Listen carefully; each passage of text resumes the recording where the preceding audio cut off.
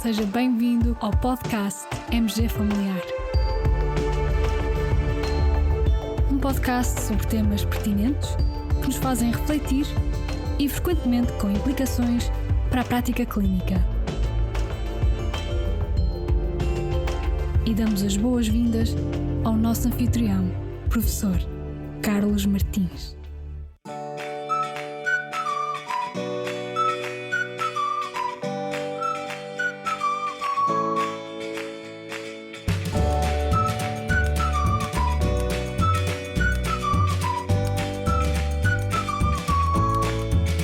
Olhe que tenho alergia à penicilina, dizia assim a Adélia à sua médica de família. A nossa colega administrou 10% de 500 mg de amoxicilina em suspensão oral, depois observou a doente durante 20 minutos e depois administrou os restantes 90%. Observou a paciente durante 1 hora e, na ausência de qualquer reação, nessa hora, nem nos 7 dias seguintes, a médica de família pode tranquilizar a paciente, confirmando que não tem alergia à penicilina, ou esta atitude não permite excluir a alergia à penicilina. E então a médica não pode tranquilizar a paciente em relação a isto. Em 2001, uma revisão sistemática publicada na JAMA chegou à conclusão que menos de 20% dos doentes que referem uma história de alergia à penicilina são verdadeiramente alérgicos quando avaliados por testes cutâneos. Ora, acontece que existem milhares de pessoas que se apresentam na nossa consulta referindo ter alergia à penicilina. Fazer testes cutâneos a todas essas pessoas é algo complicado no mundo real e com os recursos disponíveis. Por outro lado, como médicos, todos reconhecemos a importância que este rótulo de alergia à penicilina tem, até para gerir infecções comuns no dia-a-dia, na prática clínica e, sobretudo, pensando numa perspectiva de segurança, saúde e bem-estar dos nossos pacientes. Por tudo isto, seria muito importante termos uma forma fácil, simples, de podermos confirmar ou excluir o tal rótulo de alergia à penicilina.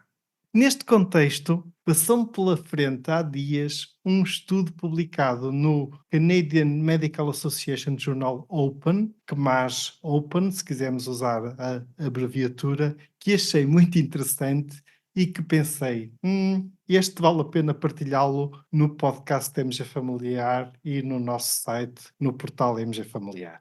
Os autores realizaram este estudo com o objetivo de demonstrar que os doentes com baixo risco de alergia à penicilina ou à amoxicilina podem ser submetidos de forma segura e eficaz a um teste de provocação oral pelo seu médico de família. Os autores, então, deste estudo realizaram uma análise retrospectiva dos registros clínicos de todos os pacientes que tinham sido referenciados para a avaliação de possível alergia à penicilina de novembro de 2017 a outubro de 2019, numa unidade de saúde em contexto de cuidados primários numa área rural de Ontário, Canadá. E desses, identificaram 99 pacientes, que incluiu adultos e crianças com 18 meses de idade ou acima disso, considerados como tendo baixo risco de terem uma verdadeira alergia à penicilina. Considerou-se que os doentes apresentavam um baixo risco de alergia verdadeira à penicilina se não existisse evidência desses pacientes terem tido anafilaxia ou reações cutâneas graves.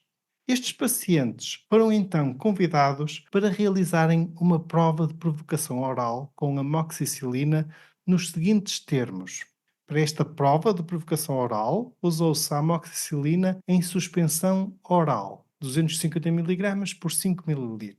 E o total de dose administrada nesta prova foi 500 mg ou então 45 mg por quilo se o participante pesasse menos de 10 kg. E esta dose total foi dividida em 2 momentos. Num primeiro momento, foi administrada 10% da dose, ou seja, 50 mg da amoxicilina ou 4,5 mg por quilo no caso das crianças com menos de 10 kg. Depois, os participantes foram observados durante 20 minutos. Se não se verificasse qualquer reação, então os participantes recebiam os restantes 90% da dose, ou seja, os 450 mg restantes ou 40,5 mg por quilo no caso das crianças com menos de 10 kg. Depois desta dose, os participantes foram observados durante mais 1 hora. Considerou-se uma reação positiva se se observasse o desenvolvimento de alterações objetivas que incluíram sintomas como urticária, pieira ou edema. Alterações subjetivas, como queixas de prurido sem alterações cutâneas ou queixas de tonturas, não constituíram critério de positividade para esta prova. Os doentes foram também instruídos a comunicar quaisquer sintomas tardios de erupção cutânea, urticária, pieira ou edema, se ocorressem nos 7 dias após a prova. Além de tudo isto, os autores também referem o cuidado de dispor no local em que realizaram as provas de elixir de difenidramina oral para gerir reações ligeiras e epinefrina para gerir eventuais reações anafiláticas que pudessem surgir. Vamos aos resultados. Dos 99 participantes, ocorreu uma reação ligeira em 3 participantes, ou seja, 3%, que exigiu apenas a administração de difenidramina oral. E os restantes 96 participantes, ou seja, 97% de todos, viram o rótulo de alergia à penicilina retirado do seu registro clínico. Não foram registadas quaisquer reações tardias.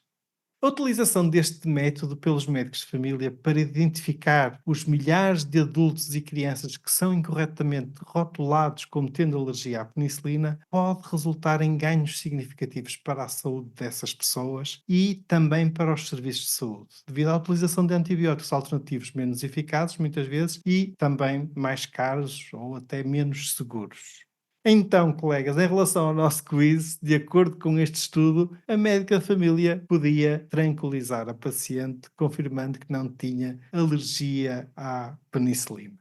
Caros colegas, para vos ajudar, com este episódio partilhamos um pequeno algoritmo de decisão sobre os pacientes que devemos considerar como candidatos a esta prova de provocação oral e o link de acesso a este estudo e também o link de um artigo que publicamos já em 2021 relativo ao Score PenFast, uma ferramenta simples, validada em adultos, para identificar doentes com baixo risco de alergia à penicilina. E deixo mais uma vez o convite, enviem-nos um áudio com uma sugestão para o nosso podcast e podem enviá-lo pelo Instagram ou pelo Messenger do portal MG Familiar. Tentaremos integrar alguns dos vossos áudios em episódios futuros do nosso podcast e no áudio deixem por favor o vosso nome, especialidade e local de trabalho. E por favor, nesse áudio não exceder os 60 segundos. Desde já, muito obrigado e muito obrigado por estarem aí, desse lado, por nos ouvirem. Fiquem bem, continuem bem. Até ao próximo episódio.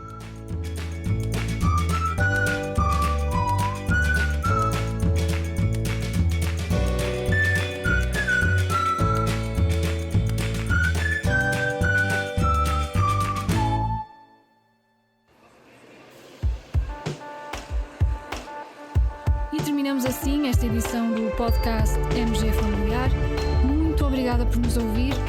Se desejar completar a sua leitura, muitos dos conteúdos abordados neste podcast estão disponíveis em www.mgfamiliar.net. Até ao próximo episódio.